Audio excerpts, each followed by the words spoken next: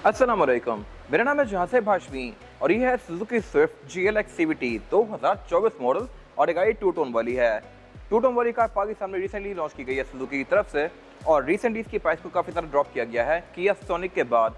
तो ये गाड़ी पाकिस्तान में फिलहाल काफ़ी हॉट टॉपिक बनी हुई है। लुक्स के लिहाज से ये गाड़ी बहुत ज़बरदस्त है, फीचर्स भी काफ़ी डिसेंट ऑफर करती है, प्राइस को भी इसकी अच्छी खासी ड्रॉप किया गया है, बट स्टिल ये गाड़ी जब लॉन्च की गई थी उससे अभी भी काफ़ी महंगी है।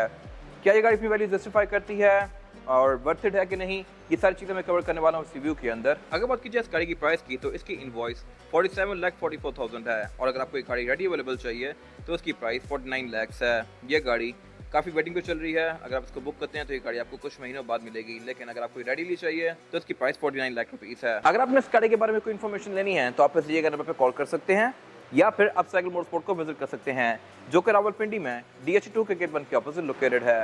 साइकिल मोटर्स के टोटल 2 ब्रांचेस हैं, एक रावलपिंडी में मरी रोड पे और फिर रावलपिंडी में ये वाली ब्रांच। इन दोनों ब्रांचेस पे गाड़ियों की बाइंग एंड सेलिंग के साथ साथ गाड़ियों के काम भी किए जाते हैं, जैसे कि tent, wrap, ceramic coating, PPF, graphene coating. यहाँ पे गाड़ियाँ फेसलिफ्ट भी की जाती हैं और इसके अलावा यहाँ पर एक पेंट बूथ भी अवेलेबल है जहाँ पे गाड़ियों में बेस्ट क्वालिटी का पेंट किया जाता है। तो गाड़ियों की मॉडिफिकेशन, बाइंग एंड सेलिंग या कार केयर वगैरह के किसी भी तरह के काम के लिए cycle Motors and cycle motorsports is the place. Overall, it's a great Swift and today I'm going to review it. Let's start with the exterior of this car. Looks के लिहाज से स्विफ्ट एक काफ़ी खूबसूरत कार है, हर किसी की अपनी ओपिनियन है। मेरे ख्याल से ये लुक बहुत ज़्यादा प्यारा है, लेकिन प्राइस इसकी क्योंकि थोड़ी ज़्यादा है तो ये गाड़ी की बहुत ज़्यादा नहीं बिक रही, बट स्टिल मेरे ख्याल से लुक्स के लिहाज से ये गाड़ी सही पैसे पूरे करती है। रिसेंटली इसमें टू टोन वाली चीज़ लॉन्च कर दी गई है। टू टोन का मतलब यह है कि इसकी छत और इसके साइड मिरर्स को ब्लैक कर दिया गया है, बाकी जो बॉडी है ये डिफरेंट कलर में है।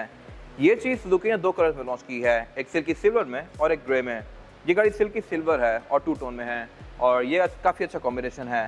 पिलर स्विफ्ट के ऑलरेडी ब्लैक ही आते हैं, लेकिन इस गाड़ी में अब छत और साइड मिरर भी ब्लैक दे दिए गए हैं जो कि इसके साथ काफ़ी अच्छा कॉन्ट्रास्ट कर रहे हैं। Tyres black, rim silver, headlights black, body silver, छत ब्लैक, साइड मिरर ब्लैक, लेकिन बाकी सारी गाड़ी सिल्वर और क्रोम के कॉम्बिनेशन के साथ है तो इसकी लुक काफ़ी अच्छी आ रही है। खैर फिलहाल अगर बात कीजिए इस गाड़ी के फ्रंट लुक की तो फ्रंट भी इसका लुक्स के लिहाज से डिसेंट है। अगर बात कीजिए इसकी हेडलाइट्स की तो ये बाइजोनोपोलेशन लैंप वाली है और इसमें एक DRL दी गई है।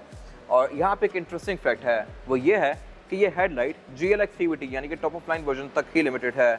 इसके छोटे वर्जन में हेडलाइट हेलोजन वाली आती है, तो ये मेरे ख्याल से एक वियर्ड सी चीज़ है। छोटे वर्जन में जो DRL है वो यहाँ पे अलग से नीचे दी गई होती है फॉग लैंप के साथ, जबकि इस कार के केस में ये हेडलाइट के अंदर ही है और लुक्स को बेहतर बना रही है। फॉग लैंप इस गाड़ी में कंपनी से ही स्टैंडर्ड आए हुए हैं, लेकिन ये हेलोजन वाले हैं।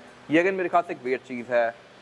हेडलाइट बाइसरॉन वाली दी हुई है। फॉग लैंप में अगर HID या LED आ जाती तो इसकी लुक बहुत ज़्यादा बेहतर हो जाती, बट पाकिस्तान में आपको मोस्टली कार्स में ये ऐसी देखने को मिलेंगी। आप स्पोर्टेज देख लें, टुक्सॉन देख लें, वो गाड़ियाँ से बहुत महंगी हैं, बट फॉग लैंप हेलोजन वाली ऑफर करती हैं। इसके अलावा फ्रंट पे बम्पर्स का अच्छा खासा मैसेज दिया गया है, ग्रिल्स में दी गई है, लेकिन इसमें यहाँ पे क्रोम दिया गया है। इंटरनेशनली इस गाड़ी के बहुत सारे वर्जन आते हैं। जो बूस्टर जेट वर्जन होता है उसमें यहाँ पे क्रोम की बजाय रेड कलर की फिल दी गई होती है। कुछ गाड़ियों में ये ग्रे आती है, कुछ गाड़ियों में यहाँ पे कार्बन फाइबर आता है। पाकिस्तान में ये गाड़ी क्रोम ऑफर करती है।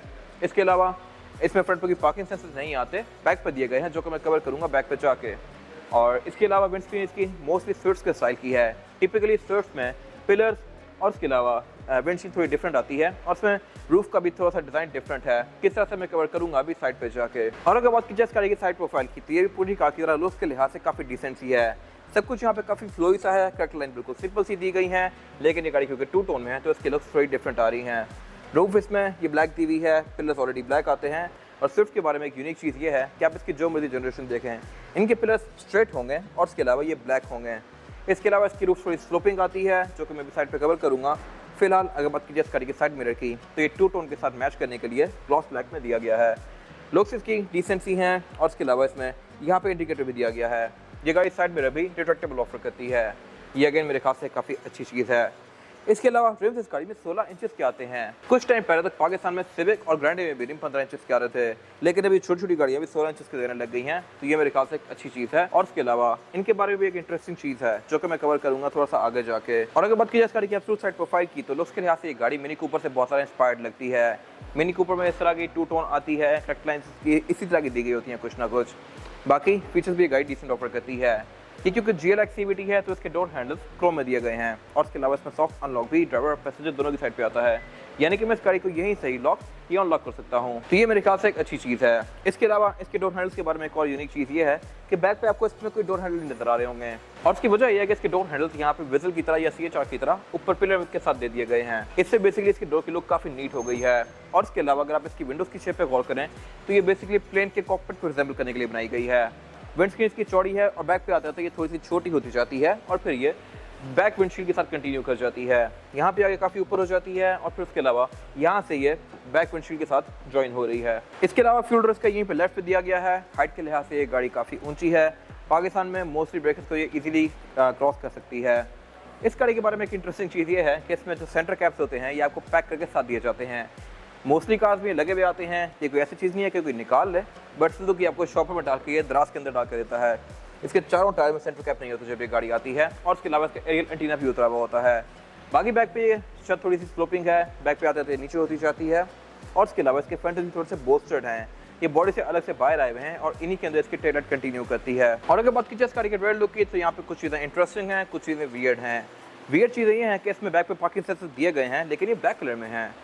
मैंने पहली बार किसी कार में चीज़ देखी है।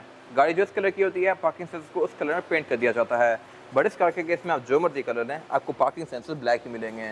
ये बेसिकली देखने में ऐसा लगता है कि आफ्टर मार्केट लगे हुए हैं, बट ये ऐसा नहीं है, कभी सही ये ब्लैक आते हैं। इसके अलावा यहाँ पे चीज़ें कुछ अच्छी भी हैं और वो ये है कि इसमें बैक पे ये विंडशील्ड वाइपर आता है जो कि आपको मोस्टली पाकिस्तानी कार्स में देखने को नहीं मिलेगा। पार्किंग सेंसर इटसेल्फ भी एक अच्छा फीचर है जो कि पाकिस्तान में मोस्टली कार्स ऑफर नहीं कर रही। इसके अलावा टेलर स्पीस गाड़ी के लुक्स के लिहाज से डिसेंट हैं। इसमें ये LED बार्स कंटिन्यू करते हैं एंड टू एंड और ब्रेक वगैरह भी इसमें LED में दी गई है।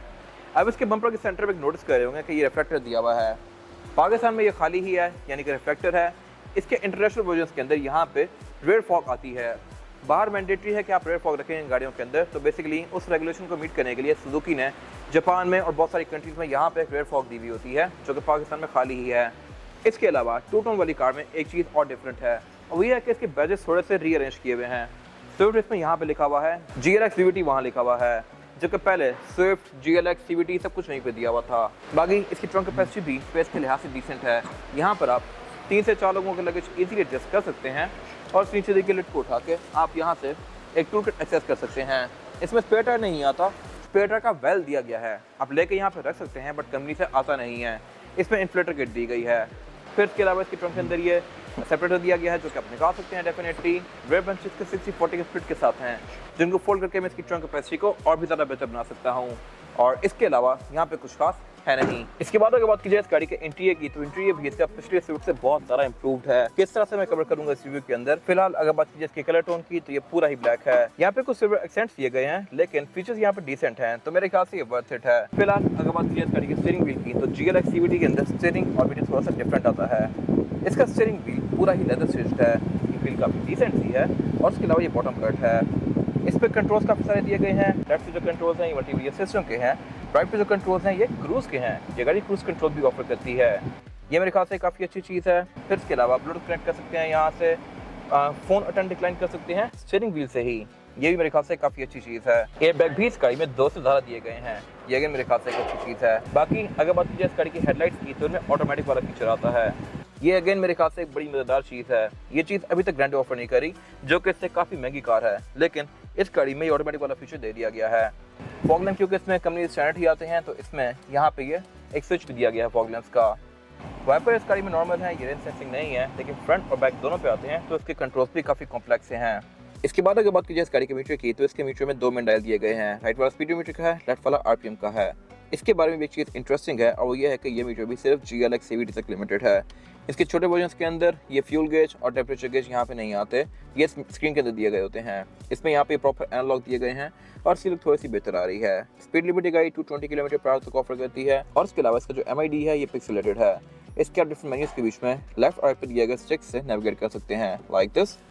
यहाँ पे ये स्क्रीन आपको रेंज, ट्रेस, एवरेज km/लीटर, गाड़ी की स्पीड इन डिजिटल फॉर्मेट और इस तरह की डिफरेंट चीज़ें शो करवाती है जो कि आप अपनी मर्जी के लिहाज से एडजस्ट कर सकते हैं। इसके अलावा इसके मीटर का कॉम्बिनेशन मोस्टली वाइट और रेड का है। और अगर बात की जाए इसके डैशबोर्ड की तो डैशबोर्ड इसका लुक्स के लिहाज से डिसेंट है, लेकिन ये पूरा ही प्लास्टिक की फिनिश में है। ये बेसिकली एक एंट्री लेवल की हैचबैक कार है, तो इनमें मोस्टली गाड़ियों में आपको डैशबोर्ड प्लास्टिक के देखने को मिलेगा, बट क्योंकि इसमें फीचर्स डिसेंट दिए गए हैं तो मेरे ख्याल से ये वर्थ इट है। Same goes for door panels, ये भी मोस्टली प्लास्टिक की फिनिश में हैं। बाकी डैशबोर्ड में 4 इवेंट्स दिए गए हैं और उससे नीचे इसकी मल्टीमीडिया स्क्रीन दी गई है। मल्टीमीडिया स्क्रीन इसमें एंड्रॉइड पैनल है जो कि अच्छा खासा मैसिव है। इसमें ब्लूटूथ, ऑक्स, नेविगेशन, यूएसबी, इस तरह की सारी चीज़ें आती हैं। आप इसको वाईफाई से कनेक्ट करके अपडेट कर सकते हैं, इसमें ऐप्स डाउनलोड कर सकते हैं। बाकी यूट्यूब वगैरह भी ये स्क्रीन चलाती है। उससे नीचे इसका क्लाइमेट कंट्रोल दिया गया है और क्लाइमेट कंट्रोल भी ऑटोमेटिक है। ये चीज़ पाकिस्तान में लिटरली मैंने एक्सपेक्ट नहीं की थी। बाहर से जब गाड़ियाँ पाकिस्तान आती हैं तो उनसे बहुत सारी चीज़ें निकाल ली जाती हैं। इवन ग्रैंडे भी जब पाकिस्तान में आई थी तो उसमें जो क्लाइमेट कंट्रोल था वो नॉब्स वाला था, तो ये तो फिर स्विफ्ट थी। तो मेरा ये ख्याल था कि पाकिस्तान में जब ये गाड़ी आएगी तो यहाँ पे डेफिनेटली नॉब्स होने वाले हैं, बट जैसे ये गाड़ी पाकिस्तान में लॉन्च की गई इसमें क्लाइमेट कंट्रोल वैसा ही था जैसा कि यूके की या अमेरिका की कार्स के अंदर होता है, ऑटोमेटिक। तो ये मेरे ख्याल से बहुत अच्छी चीज़ है। आप इसको ऑन करेंगे तो यहाँ पे ये सेंटर में स्क्रीन दी गई है जो कि आपको इसका टेम्परेचर, फैन स्पीड और मोड शो करवाती है। ये स्क्रीन काफ़ी डिसेंट सी है और इसके अलावा इसकी ओवरऑल प्रेजेंटेशन भी मेरे ख्याल से ऑन पॉइंट है। उससे नीचे इसकी एक ये स्टोरेज पॉकेट दी गई है, पेपर का आउटलेट दिया गया है, ब्लैंक स्विच है, 2 कप होल्डर्स हैं और उसके गेयर सिलेक्टर दिया गया है। इसमें जो गेयर सिलेक्शन है वो है PRND और लोड की। उससे पीछे हैंड ब्रेक दी गई जो कि ट्रेडिशनल है, लेकिन ये गाड़ी क्योंकि GLX CVT है यानी कि टॉप ऑफ लाइन, तो इसकी हैंड ब्रेक ये क्रोम की फिनिश में आती है। हैंड ब्रेक की टिप और इसके अलावा डोर हैंडल्स गाड़ी में क्रोम की फिनिश में दिए गए हैं। इसके छोटे वर्जन में ये सिंपल से आते हैं। फिर इसके अलावा ये गाड़ी को सेंटर कंसोल ऑफर नहीं करती, आप आफ्टर मार्केट लेके इसमें लगवा सकते हैं। और इसके अलावा हैंड ब्रेक के आसपास इसके 2 ब्लैंक स्विचेस दिए गए हैं। इसके इंटरनेशनल वर्जन में ये हीटेड सीट्स के होते हैं। बाकी अगर बात कीजिए इस गाड़ी की सीट्स की, तो सीट्स इस गाड़ी की पूरी फैब्रिक की फिनिश में है और उनमें मर्सिडीज के लोगों की तरह का 3 पॉइंट स्टार दिया गया है। ये बेसिकली आपकी ग्रिप को बेहतर बनाता है सीट के ऊपर। सीट्स इसमें आगे वाली ये मैनुअली एडजस्टेबल हैं और इसके अलावा सेम इसका फैब्रिक डोर्स के अंदर भी कंटिन्यू किया गया है। डोर पैनल्स के साइज़ के लिहाज से काफ़ी मैसिव हैं, लेकिन ये मोस्टली प्लास्टिक की फिनिश में है। जस्ट इसका आर्मरेस्ट वाला एरिया फैब्रिक की फिनिश में दिया गया है। बाकी विंडोज ये गाड़ी पावर ऑफर करती है। ड्राइवर की विंडो इसमें सिंगल टैप वाली है, लेकिन इसकी शेप थोड़ी सी डिफरेंट है। अगर आप ड्राइवर की विंडो को देखें तो इसमें काफ़ी शार्प कट दिया गया है और ऐसा कट मैंने लिटरली इससे पहले किसी कार में नहीं देखा। और इसकी वजह यह है कि इस गाड़ी के पिलर्स और इसकी रूफ काफ़ी हद तक स्ट्रेट सी है, जो कि मैंने पहले कवर किया है कि इसकी वजह क्या है। फिर इसके अलावा साइड मिरर इस गाड़ी में रिट्रैक्टेबल हैं, इनको मैं गाड़ी के अंदर बैठ के फोल्ड और अनफोल्ड कर सकता हूँ। इस तरह से एडजस्ट भी यहीं से कर सकता हूँ। फिर ये गाड़ी GLX CVT पुश स्टार्ट भी ऑफर करती है, पार्किंग सेंसर्स भी ऑफर करती है जिनको मैं यहाँ से ऑन या ऑफ कर सकता हूँ और इसमें ट्रैक्शन कंट्रोल भी दिया गया है ड्राइवर के राइट साइड पे। इसके अलावा इसकी हेडलाइट्स की आप हाइट को ऊपर या नीचे कर सकते हैं। और बाकी अगर बात कीजिए वैनिटी मिरर की, तो इसमें ड्राइवर और पैसेंजर दोनों के लिए दिए गए हैं। ये अगेन मेरे ख्याल से एक अच्छी चीज़ है। कैबिन लाइट्स भी इसमें दी गई हैं यहाँ पे। रियरव्यू मिरर इसका नॉर्मल सा है। रूफ इसकी हार्ड टॉप ही है, लेकिन फ्रंट से ये थोड़ी सी ऊपर है, बैक पे जाके नीचे होती जाती है। और इसके अलावा यहाँ पे कुछ खास है नहीं। इसके बाद अगर बात कीजिए इस गाड़ी में ड्राइवर पैसेंजर्स की सीटिंग कैपेसिटी की, तो ये बैक पे डिसेंट है। मैंने फ्रंट सीट को मैक्सिमम पीछे किया हुआ है और सिर्फ मेरे पास यहाँ पे थोड़ा बहुत लेगरूम बाकी है। हेडरूम भी इसमें सफिशिएंट है, यहाँ पे 2 से 3 लोग कंफर्टेबली बैठ सकते हैं। चौथा बंदा नहीं आ सकता क्योंकि ये गाड़ी कोई बहुत सारा चौड़ी नहीं है। बाकी इसके सेंटर में फ्लोर पे फ्लैट नहीं आता, यहाँ पे एक हम्प दिया गया है। और इसके अलावा अगर बात कीजिए इसकी सीट्स की, तो 60-40 के स्प्लिट के साथ हैं। इनको फोल्ड करके मैं इसकी ट्रंक कैपेसिटी को और ज़्यादा खुला बना सकता हूँ। सीट्स में इसके RSFX के पोर्ट्स आते हैं। ये गाड़ी सीट बेल्ट भी ऑफर करती है। रेयर पैसेंजर्स के लिए एयरबैग्स भी दिए गए हैं और इसमें 3 हेडरेस्ट भी आते हैं। इसके अलावा यहाँ पे कुछ खास है नहीं। इसके बाद अगर बात कीजिए इस गाड़ी के इंजन की, तो इंजन ये गाड़ी पाकिस्तान में एक ही ऑफर करती है, 1200 CC naturally aspirated petrol engine. ये इंजन 84 हॉर्स पावर प्रोड्यूस करता है, जो कि सफिशिएंट इस बॉडी साइज के लिहाज से। और इस जनरेशन में इसके इंजन सीसी को काफ़ी कंट्रोल कर लिया गया है। पहले ये गाड़ी 1300 आती थी और उसका इंजन सीसी जो था वो 1309 सीसी था, यानी कि 1300 से ज़्यादा, तो वो गाड़ी बेसिकली 1400 की कैटेगरी में आती थी। जबकि ये गाड़ी प्रॉपर 1200 सीसी है और परफॉर्मेंस के लिहाज से ये पिछली कार से ज़्यादा बेहतर है। एवरेज भी बेहतर देती है, जबकि पहले वाली कार 1300 थी। खैर, ये इंजन इस बॉडी साइज के लिहाज से सफिशिएंट है और ये गाड़ी आपको आराम से 14-15 की एवरेज दे सकती है, डिपेंडिंग अपॉन ड्राइविंग पैटर्न, जो कि एक अच्छी एवरेज है बॉडी साइज के लिहाज से। बाकी ट्रांसमिशन इस गाड़ी में CVT है, जो कि अगेन पिछली कार पे काफ़ी ज़्यादा अपग्रेड है। इससे पहले पाकिस्तान में सुजुकी स्विफ्ट की फर्स्ट जनरेशन आती थी, सेकंड को स्किप कर दिया गया, फिर डायरेक्ट थर्ड ही लाई गई और फर्स्ट के ऊपर ये वाली कार बहुत ज़्यादा अपग्रेड है। बाकी अगर आप इसके इंजन बे पे गौर करें तो ये बहुत ज़्यादा खाली खाली है। उसकी वजह यह है कि ये ओनली इंजन नहीं है जो कि इस कार में आता हो। वर्ल्ड वाइड इस गाड़ी में और भी बहुत सारे इंजन आते हैं। 1.2 ये वाला इंजन, 1.0 बूस्टर जेट जो कि टर्बो चार्ज होता है, मैंने उसका रिव्यू भी किया हुआ है और आप जाकर मेरे पेज पे देख सकते हैं। और इसके अलावा फिर इसमें डीजल इंजन भी आते हैं। अगर आप इस गाड़ी के बारे में थोड़ी सी रिसर्च करें तो आपको ये भी देखने को मिलेगा कि कुछ कंट्रीज इस गाड़ी में डीजल इंजन भी ऑफर करती हैं। ये मेरे ख्याल से एक वियर्ड सी चीज़ है। तो उन बड़े इंजन को अकोमोडेट करने के लिए इसके इंजन बे में जगह रखी गई है। टर्बो चार्जर वाला इंजन काफ़ी बड़ा होता है। पाकिस्तान के लिहाज से मेरे ख्याल से ये इंजन बहुत ज़्यादा बेस्ट है, क्योंकि नेचुरली एस्पिरेटेड है। टर्बो इंजन की मेंटेनेंस ज़्यादा होती है, डीजल इंजन की नॉइज़ ज़्यादा होती है। तो ओवरऑल ये काफ़ी अच्छा पैकेज है। फिर इसके अलावा इसमें ABS, traction control, driving modes, ESP यानी कि इलेक्ट्रॉनिक स्टेबिलिटी प्रोग्राम, इस तरह की चीज़ें आती हैं जो कि इस राइड को बेहतर बनाती हैं। बोर्ड के अंदर इसकी इंसुलेशन भी दी गई है और इसके अलावा ये गाड़ी है भी काफ़ी ड्यूरेबल। छोटी कार्स के अंदर पाकिस्तान में भी और वर्ल्ड वाइड भी सुजुकी बहुत ज़्यादा फेमस है and this car is no different.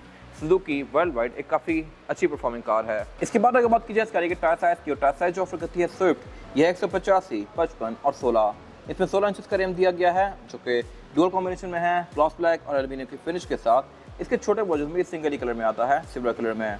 ये थोड़ा ज़्यादा प्रीमियम है और इसके अलावा टायर भी इस गाड़ी में ब्रिजस्टोन का दिया गया है, ब्रिजस्टोन एकोपिया। ये अगेन मेरे ख्याल से एक अच्छा टायर है, तो इस गाड़ी में कुछ हद तक क्वालिटी पे फोकस किया गया है। बाकी फ्रंट पे गाड़ी डिस्क ब्रेक ऑफर करती है, बैक पे इसमें ड्रम ब्रेक्स आती हैं। बाकी इसमें ABS, traction control, electronic stability programme, इस तरह की चीज़ें दी गई हैं जो कि इस गाड़ी को बेहतर बनाते हैं। और टायर की प्रोफाइल क्योंकि कम है तो इसकी लुक और ज़्यादा अच्छी आ रही है। इसके अलावा यहाँ पे कुछ खास है नहीं। ये था आज का रिव्यू। अगर आपको ये रिव्यू पसंद आया है तो इस वीडियो को लाइक कीजिए, मेरे चैनल को सब्सक्राइब कीजिए और अगर आपके पास गाड़ी से रिलेटेड कोई भी राय है तो उसको कमेंट सेक्शन में शेयर जरूर कीजिएगा, ताकि वो लोग जो गाड़ी लेने वाले हैं वो आपकी राय से फ़ायदा उठा सकें। अपना ख्याल रखिएगा। Thank you.